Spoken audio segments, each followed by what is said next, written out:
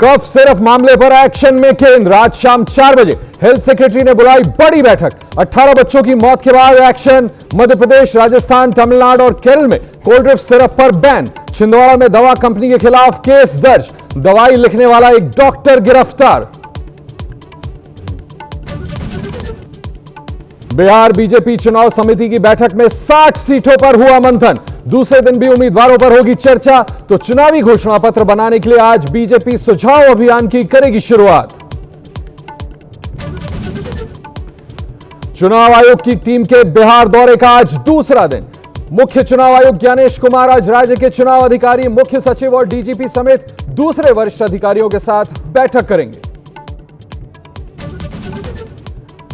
अक्टूबर में भी आसमानी आफत से राहत नहीं मिल रही। बिहार में कई इलाकों में भारी बारिश। आज भी रेड अलर्ट। हैदराबाद में पानी बनने लगा परेशानी। दार्जिलिंग में लैंडस्लाइड से 2 लोगों की मौत। महिला क्रिकेट विश्व कप में आज भारत और पाकिस्तान की भिड़ंत। कोलंबो के प्रेमदासा स्टेडियम में दोपहर 3 बजे से खेला जाएगा मैच।